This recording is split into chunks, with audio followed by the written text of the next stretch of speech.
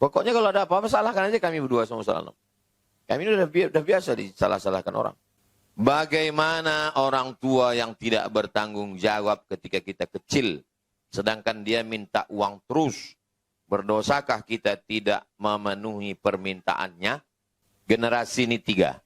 Generasi pejuang, generasi penikmat, generasi penghancur. Bapaknya pejuang, anaknya penikmat, cucunya penghancur. Yayasan pun begitu. Generasi pertama pejuang, generasi kedua penikmat, generasi ketiga penghancur. Itu teori Ibnu Khaldun, sosiolog muslim. Kalau mau generasi ini tidak berubah, buat dia. Aku S3 ke Sudan atau sendirian di rumah ini, atau aku batalkan itu, aku di sini. Apa kata dia? Pergi kau ke Sudan, selesaikan doktor kau 2 tahun, kau tak usah balik. Masalah mati, dimanapun aku mati juga. Karena begitulah mak saya, maka saya profesor doktor. Kalau bolehlah mak saya dulu, mak aku mau ke Sudan, janganlah. Tanya sama Ustaz Andri yang menemani saya itu, tak pernah saya terlambat. Kenapa saya tak pernah terlambat? Karena psikologis orang yang menumpang di rumah orang, paling takut terlambat, takut kena marah. Walaupun umur saya sudah 46, tak pernah terlambat. Kenapa? Takut kena marah. Assalamualaikum warahmatullahi wabarakatuh. Bapak, Ibu, Abang, Kakak, Adik, jamaah dimanapun berada. Pesantren Nurul Azhar 2 sekarang sedang pembuatan pagar. Mudah-mudahan berjalan lancar. Tanah wakaf sama seperti Nurul Azhar 1. Mari kita selesaikan supaya anak-anak penghafal Quran bisa mulai belajar di 2024. Dan mengalirlah hendaknya pahalanya untuk almarhumah ibu, almarhum ayah kita. Kita doakan, kita hadiahkan. Ini 2-3 sak semen, batu bata, kerikil, dibangunkan ke pagar, dibangunkan ke kelas, ke asrama, mengalir pahalanya. Hadiahkan untuk mereka. Anaknya dapat, orang tua pun dapat. Melalui BSI Bank Syariah Indonesia, nomornya 147 6666 666. Mudah ingatnya, 147 666666. Atau Bank Riau Kepri Syariah 820 11 66666. Sekali lagi 820 11 66666 atas nama Yayasan Tabung Wakaf Umat. Jangan lupa sertakan kode transfer di akhir 01, di akhir nominal transfer. Contoh 100.000 misalnya 100 001. Barakallahu fikum. Wassalamualaikum warahmatullahi wabarakatuh. Waktu membaca Al-Fatihah bagi makmum dalam mazhab Syafi'i 2. Yang pertama, selesai makmum, imam membaca Al-Fatihah. Ghairil maghdubi alaihim waladdallin. Amin. Maka dalam mazhab Syafi'i, imam itu berhenti sejenak. Dia agak-agak kira-kira makmum baca Al-Fatihah. Berapa detik lah dia baca Fatihah itu? Bismillahirrahmanirrahim. Alhamdulillahi rabbil alamin arrahmanirrahim maliki yaumiddin iyyaka na'budu wa iyyaka nasta'in ihdinas siratal mustaqim siratal ladzina an'amta 'alaihim ghairil maghdubi 'alaihim waladdallin. Amin. 15 detik. Maka kalau ada makmum bilang, aku tak sempat aku baca Al-Fatihah tadi. Berapa lama kau baca Al-Fatihah? Saya 15 detik baca Al-Fatihah. Kalau imamnya terlalu cepat waktu sholat tarawih. Al-maghdubi alaihim waladdallin. Amin. Yasin. Allahu Akbar. Kapan makmum itu baca Al-Fatihah? Versi kedua. Diikutinya imam baca Al-Fatihah. Bismillahirrahmanirrahim. Alhamdulillahirabbil alamin. Imamnya cepat Pak Ustaz, cepat pula dia baca. Bismillahirrahmanirrahim. Alhamdulillahirabbil alamin arrahmanirrahim maliki yaumiddin iyyaka na'budu wa iyyaka nasta'in ihdinas siratal mustaqim siratal ladzina an'amta 'alaihim ghairil maghdubi 'alaihim waladdallin. Selesai imam tuh, selesai pula dia.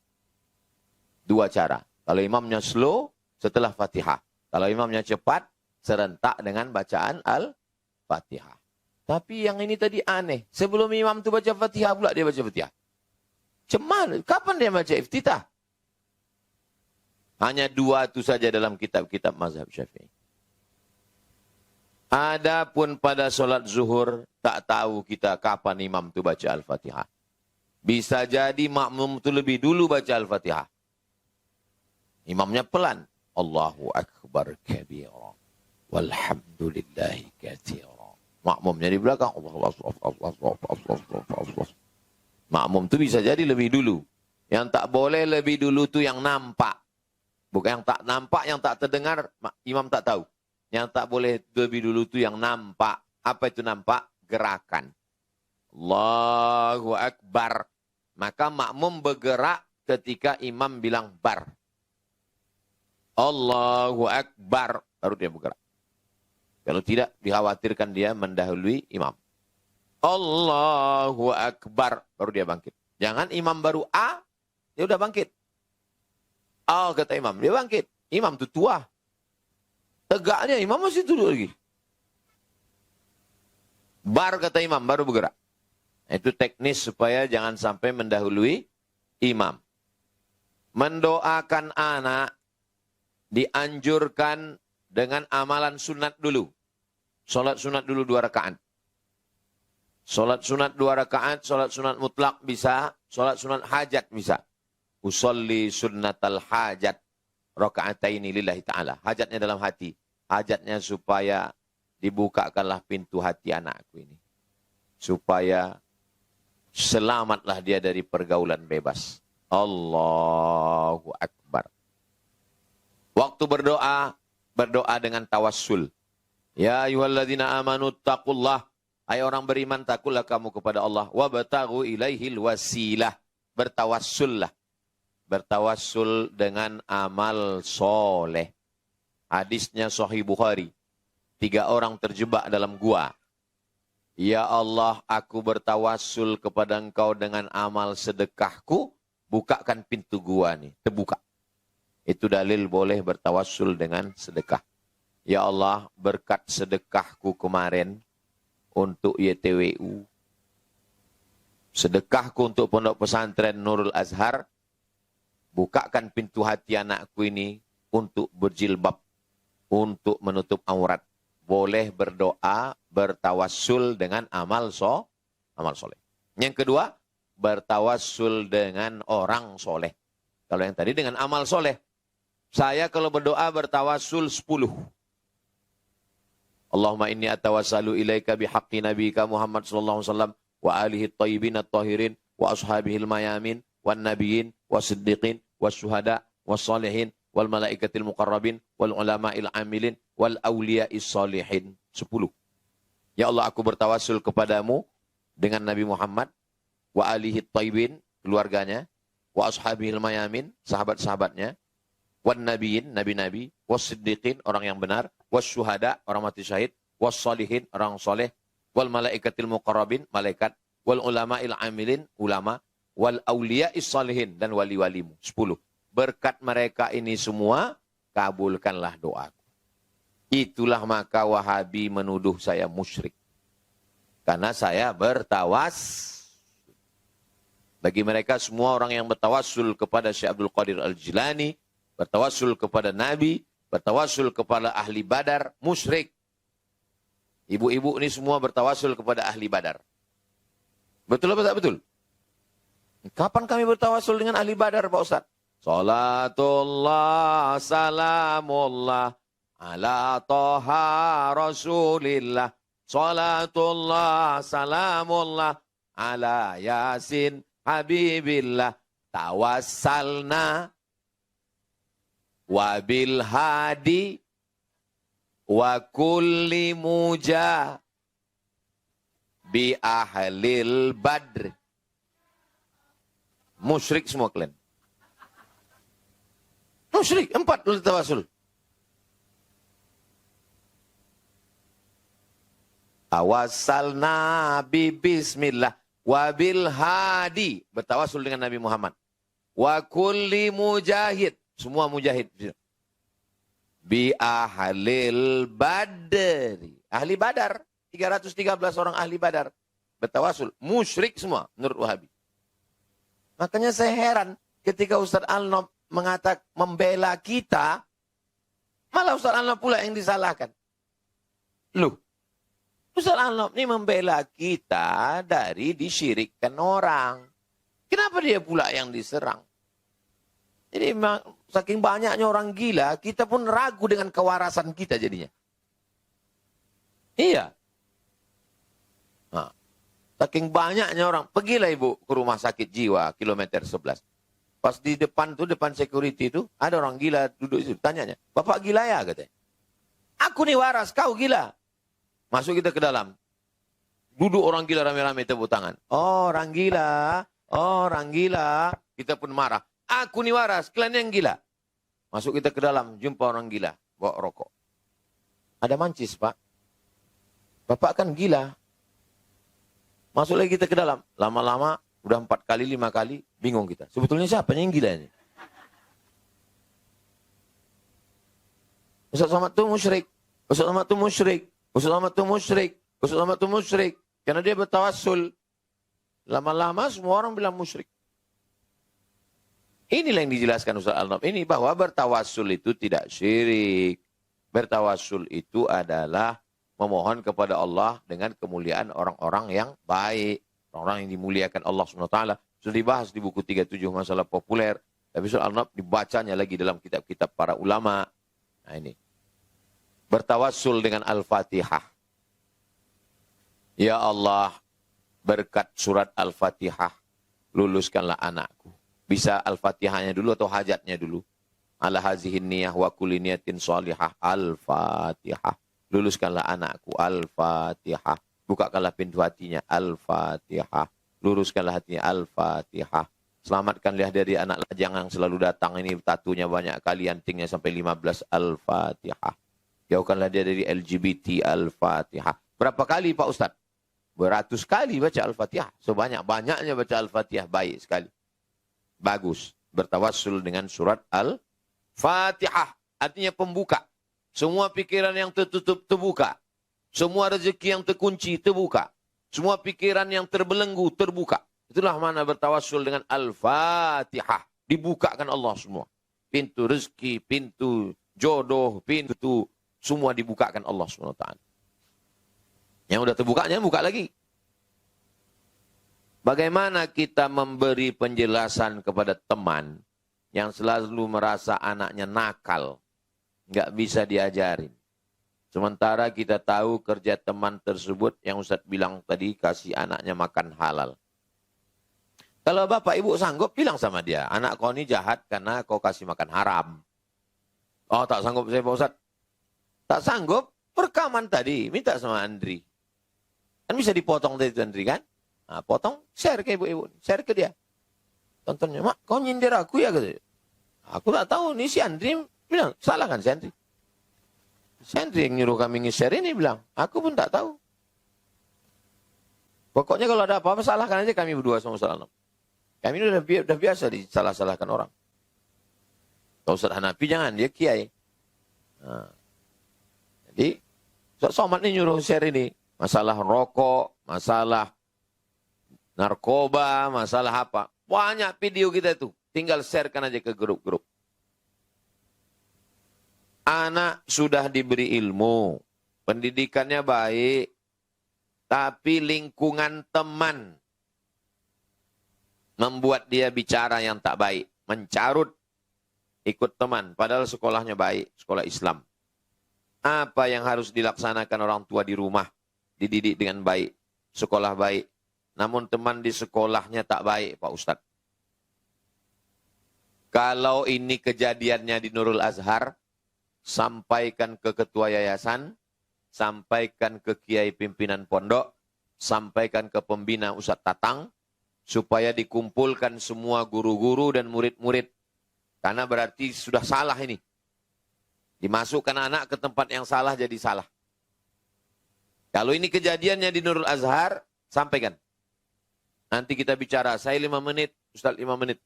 Mana anak yang ngomong kasar, caci maki, sumpah serapah. Kalau kejadiannya di pondok lain, sekolah lain, sampaikan ke ketua yayasan. Kalau kejadiannya di Az-Zahra, sampaikan ketua yayasan. Saya pembina, ustazah pembina. Biar kita kumpulkan semua. Saya dari dulu biasa klarifikasi, tabayun. Setiap malam Jumat, pekan pertama, malam tadi, kumpul yayasan. Guru-guru, ustazah. Apa masalah? Kalian kalau mau ngomong, ngomong. Takut kalian ngomong ke saya, tulis di kertas. Tak usah tulis nama. Apa yang mau disampaikan.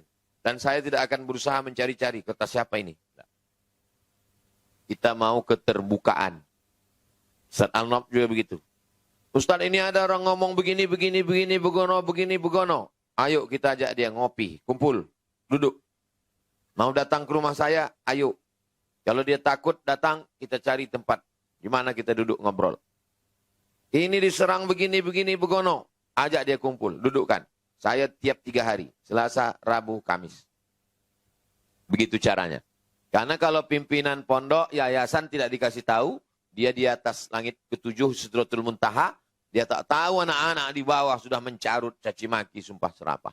Dia mesti dikasih tahu. Kami segan ngasih tahunya Pak Ustadz. Ustadz Somad lah ngasih tahu. Kasihkan, biar ku kasih tahu. Biar kesana kami sama Ustadz Al-Nob. Marah dia sama kami, tak apa-apa. Udah banyak kok orang marah sama kami. Tak peduli saya itu.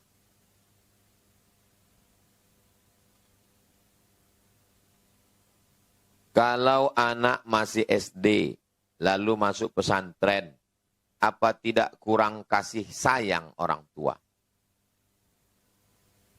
Apa definisi sayang menurut ibu? Sayang menurut orang yang pernah susah, membuatkan kamar pakai AC, pakai karpet, tempat tidur tebal, wifi 24 jam, pakai layar besar, pakai laptop, pakai gadget. Itulah sayang. Tapi sayang menurut saya adalah memasukkan anak ke pondok. Itulah sayang. Jadi namanya sayang. Tapi mendefinisikan sayang itu yang berbeda. Nanti Ibu buat acara komunitas hamba Allah, Ummu Aisyah, buat acara jalan-jalan ke Al-Muqaddasah, Ponorogo. Menengok anak SD di pondok. Nengok anak SD di pondok, hafal Quran. Adik Ustazah Fatimah itu yang laki-laki, SD masuk pondok, sekarang tamat SMP, Hafiz 30 juz. Sekarang kelas 1 SMA. Dari SD.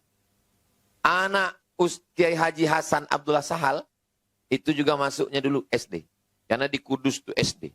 Jadi kalau ada orang merasa memasukkan anak SD tidak sayang, justru itulah dia yang sayang pada anak. Saya, kalau dipeturutkan, emak saya mendengarkan orang di kampung dulu, tak jadi saya ke Mesir. Karena menurut mereka sayang tuh diletakkan anak itu di ketiaknya. Mana ada orang di kampung mau menyekolahkan anak ke Mesir 4 tahun tak jumpa. Kirim 4 tahun. Habis itu ke Maroko 2 tahun. Bagi mereka di kampung, mak saya ini tak sayang ke anak. Tapi bagi mak saya, begitulah aku sayang ke anak. Jadi namanya sayang, tapi menafsirkan sayang itu berbeda.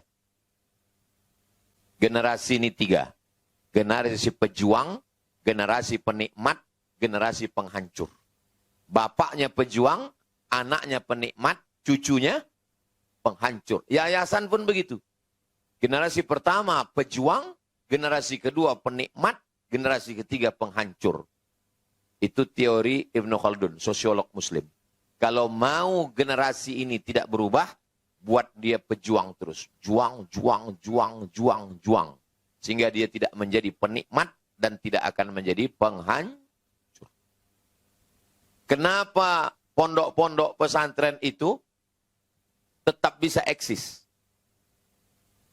Karena generasinya tidak dijadikan penikmat. Dia pejuang terus.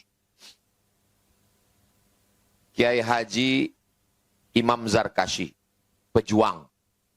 Dari Jawa Timur pergi belajar ke Tawalib Padang Panjang. Bayangkanlah itu dari Jawa Timur ke Tawalib Padang Panjang. Belajar ke Syekh Mahmud Yunus. Giliran anaknya, Kiai Haji Abdullah Syukri Zarkashi, tidak penikmat, juang lagi. Dikirim ke Kairo, berjuang lagi. Giliran cucunya, anak Kiai Abdullah Syukri Zarkashi, doktor dari Madinah, dari Mesir, berjuang lagi. Jangan pernah jadikan dia penikmat.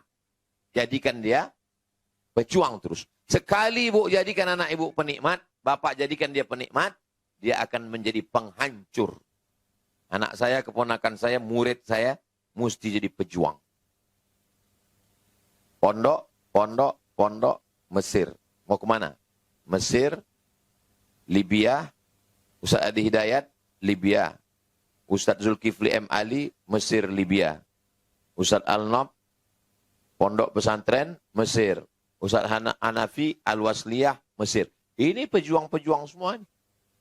Santri-santri kita pejuang. Jangan pernah menjadi penikmat. Gara-gara apa tuh? Gara-gara kata yang menghancurkan. Pertama, sayang. Sayang itu bukan dimanjakan dia. Sayang karena Allah Subhanahu wa taala dididik dia, menjadi penghafal Quran dia, menjadi mujahid fisabilillah. Yalah Ustaz enak aja ngomong gitu. Ustaz kan tidak mengandung. Ustaz kan tidak menyusukan. Justru itulah maka dikuatkan semangat ibu. Saya daftar S3 ke Sudan. Diajak Ustaz Zul Ikrami tahun 2017 bulan November. Umur mak saya udah 70. Saya takut-takuti dia. Mak, aku udah daftar S3 ke Sudan. Terus, nanti aku mesti 2 tahun tinggal di Sudan. Mak tinggal sendirian di rumah nih. Aku S3 ke Sudan atau mak sendirian di rumah nih? Atau aku batalkan itu, aku di sini? Apa kata dia? Pergi kau ke Sudan, selesaikan doktor kau 2 tahun, kau tak usah balik. Masalah mati, dimanapun aku mati juga. Karena begitulah mak saya, maka saya profesor doktor. Kalau bolehlah mak saya dulu, mak aku mau ke Sudan, janganlah. Saya ini dididik berjuang. Ditinggalkannya saya di rumah uak saya, kelas 2 SD. Pindah dia ke Riau nih. Kelas 2 SD saya ditinggalkannya. Sebelum tidur malam, mengikat tali kelambu. Membentang kasur sendiri, membentang bantal sendiri. Jam 2 malam terbangun dikerumuni nyamuk, begulung sama kelambu itu. Kelas 2 SD saya ditinggalkannya. Kelas 2, kelas 3, kelas 4, kelas 5. 90 pindah saya ke Medan. Saya lebih banyak tinggal sama orang. Sekarang baru saya tahu. Saya orang tak pernah terlambat. Kalau berangkat jam 9, 9 kurang 10 saya sudah siap. Tadi datang Ustaz Al-Nob jam 9, 9 kurang 10 itu sudah saya siap. Tanya sama Ustaz Andri yang menemani saya itu. Tak pernah saya terlambat. Kenapa saya tak pernah terlambat? Karena psikologis orang yang menumpang di rumah orang paling takut terlambat. Takut kena marah. Walaupun umur saya sudah 46, tak pernah terlambat. Kenapa? Takut kena marah.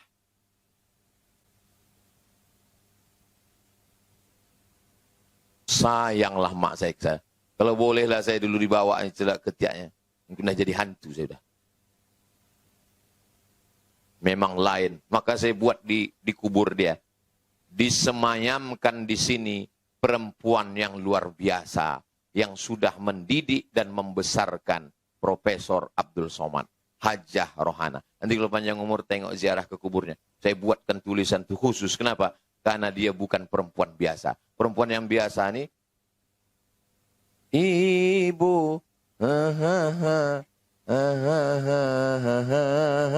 Mengandung. Melahirkan. Mengandung lagi. Melahirkan lagi. Mengandung lagi. Melahirkan lagi. Mak-mak saya tak gitu. Dia tak banyak anaknya. Cuma 2 aja. Saya pertama adik saya. Tapi dia mendidik saya luar biasa. Begitu sayang dia sama saya. Bagaimana orang tua yang tidak bertanggung jawab ketika kita kecil, sedangkan dia minta uang terus? Berdosakah kita tidak memenuhi permintaannya?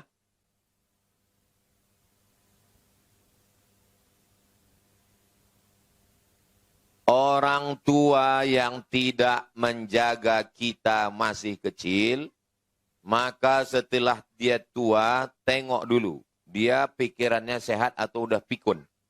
Kalau dia sudah pikun, tak usah diajak bercakap. Karena orang pikun ini, rufi al-qalam. Penanya sudah terangkat. Rufi al-qalam. Tak dicatat lagi. Jadi tinggal kasih aja lah. Kasih makan, kasih minum, kasih makan, kasih minum. Menunggu malaikat maut datang. Tapi kalau dia masih sehat, dikasih dia pengertian. Disadarkan dia. Bukan berarti uang belanja putus, enggak. Karena mereka ini wajib kita nafkahi.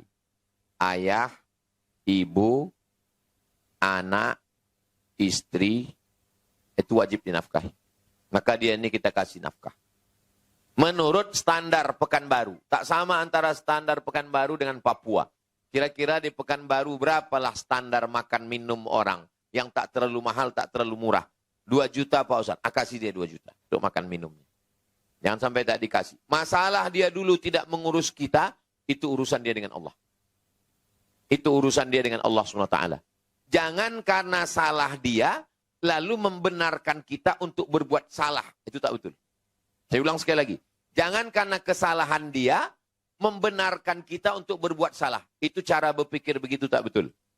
Saya sosialisasi listrik di kantor MDI. Haram mencuri listrik. Sosialisasi fatwa haram curi listrik. Saya bilang curi listrik itu haram. Datang bapak-bapak satu. Ustaz, negara kan tidak adil, jadi boleh kita curi. Ini logika, ini salah. Kesalahan aparatur negara, itu kesalahan dia kepada Tuhan.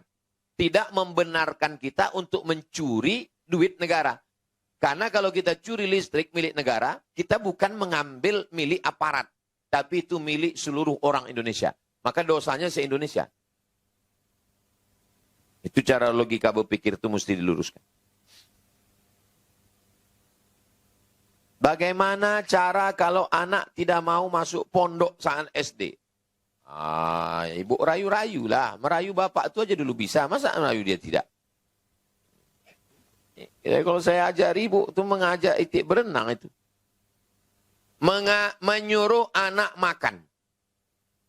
Menyuruh anak supaya mau makan. Itu tak sama semua. Cobalah nanti adakan tes. Kasih kertas satu-satu. Bagaimanakah cara nyuruh anak makan? Ibu ini tahu anaknya ini suka main-main bintang. Dimasakkannya telur ayam itu gambar bintang. Bintang. Kebetulan maknya ini polwan. Dia ambil pistol. Makan kau, tak ku tembak kau. Kan dia tahu. Itu teknisnya, caranya. Caranya, tujuannya bagaimana supaya dia mau makan. Kalau keponakan saya dulu, waktu dia kelas 4, kelas 5, waktu dia masuknya SMP. Waktu dia masih SD itu saya bawa jalan-jalan ke pondok. Saya jalan ke Ihsan Boarding School. Saya bawa. Jadi dikenalkan dulu. Bilang ini kawan Wak ini. Ini dulu kawan Wak waktu di Mesir nih. Ini abang ini orang baik ini. Kau kalau nanti kalau di luar aku tak cabut, kalau di belakang laki-laki bawa sepeda motor, mau ngajak cabut, pergi kalian ke mall. Aku tak sanggup, masuk neraka kami gara-gara kalian. Doa ini luar biasa. Doakan tiap malam.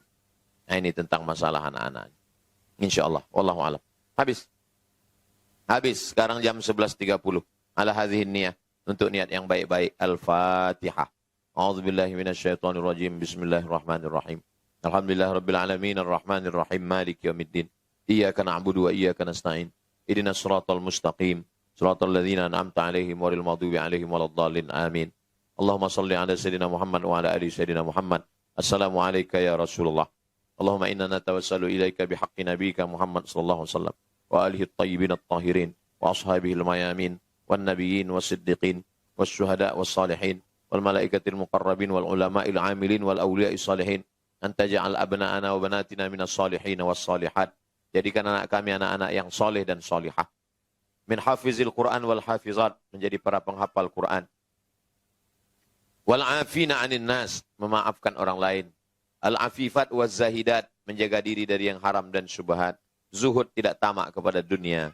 Rabbana ja'alna muqimas shalah min dzurriyyatina, jadikan mereka anak-anak yang menegakkan salat sampai kepada anak cucu turunan kami sampai hari kiamat ya Allah. Allahumma rzuqna rizqan halalan thayyiban mubarakan fih. Berikan kami rezeki yang halal barakah, supaya anak cucu kami makan dengan makanan yang halal. Waffiqna lima tuhibbuhu wa tardah. Tanamkan dalam hati kami taufik dan ridhamu, supaya kami beramal dengan amal yang kau cintai dan kau ridhai. Rabbana hab lana minas salihin, jadikan anak cucu kami anak-anak yang soleh dan solihah. Rabbana hab lana min ladunka dzurriyyatan thayyibah, jadikan keturunan kami keturunan yang baik-baik. Rabbana hab lana min azwajina wa dzurriyyatina qurrata a'yun, jadikan mereka sejuk dipandang mata dan menenangkan hati kami ya Allah. Allahumma dafa'anna al-ghala wal waba wal fahsya wal riba wal zina. Selamatkan anak cucu kami dari narkoba, dari zina, dari LGBT, dari perbuatan keji dan mungkar. Wajma'na wa iyyahum ma'al habibil mustafa. Satukan kami nanti di surga Jannatul Firdaus bersama Nabi Muhammad sallallahu alaihi wasallam. Rabbana atina fid dunya hasanah wa fil akhirati hasanah wa qina adzabannar. Wa sallallahu ala sayyidina Muhammad wa ala alihi washabbihi wasallam walhamdulillah rabbil alamin. Taqabbalallahu minkum minna wa minkum taqabbal ya karim. Terima kasih segala perhatian. Mohon maaf segala kesilapan dan kekhilafan. Aqulu qawli hadza astaghfirullah li wa lakum. Wassalamualaikum warahmatullahi wabarakatuh.